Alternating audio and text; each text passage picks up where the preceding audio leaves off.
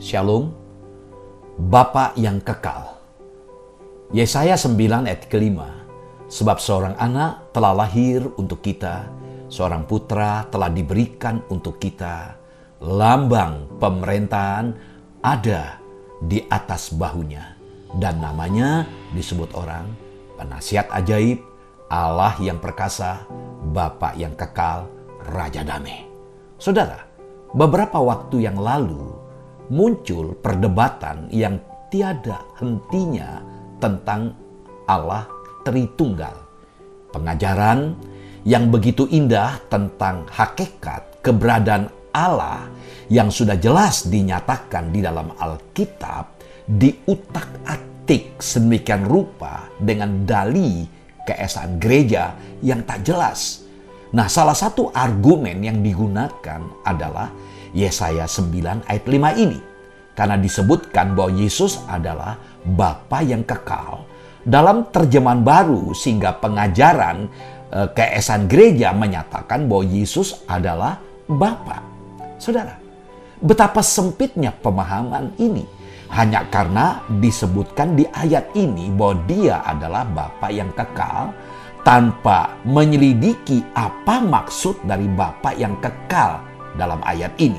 Nah, ungkapan Bapa yang kekal diterjemahkan dari bahasa Ibrani dari kata afiat yang seharusnya semestinya diterjemahkan menjadi Bapa kekal, bukan Bapa yang kekal.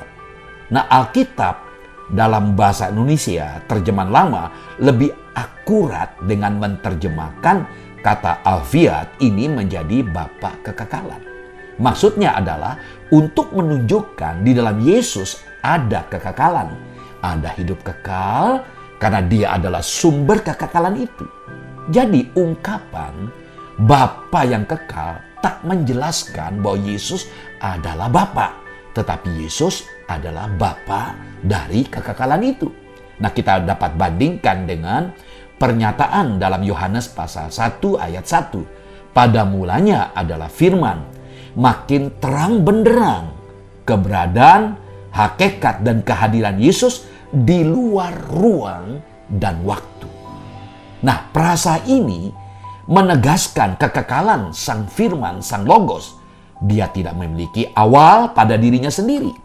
Ketika segala sesuatu mulai ada, Dia sudah ada.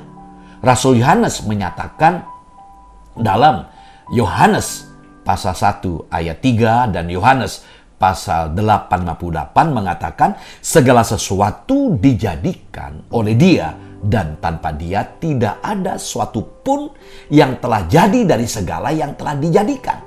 Kata Yesus kepada mereka, aku berkata kepadamu, sesungguhnya sebelum Abraham jadi, aku telah ada. Jadi saudara, Dia kekal dalam segala hakikat dan perbuatannya. Nah, dua kebenaran penting tentang Mesias dari Allah dalam Perjanjian Lama dan Perjanjian Baru, Dia sudah ada sebelum yang lain ada, dan Dia ada dengan sendirinya. Apakah bukti bahwa Yesus adalah Bapa yang kekal? Pasti ada, saudara. Sifatnya konsisten dan tidak pernah berubah selamanya. Ibrani 13 ayat 8 mengatakan Yesus Kristus tetap sama baik kemarin maupun hari ini dan sampai selama-lamanya. Sebutannya dalam Perjanjian Baru adalah Alfa Omega. Wahyu 1 ayat 8 menggunakan huruf pertama yaitu Alfa dan huruf terakhir Omega, abjad Yunani, untuk melambangkan bahwa Tuhan Yesus ada sebelum segala sesuatu dan akan melampaui segalanya. Saudara, saat kita merayakan Natal, kita diingatkan kembali bahwa Yesus yang adalah Bapa kekekalan itu telah datang ke dalam dunia untuk memanggil kita supaya kita memiliki kekekalan dan tinggal di dalam kekekalan itu. Pandanglah dan nilailah segala sesuatu dari kacamata kekekalan, maka hidup kita pasti bahagia. Amin.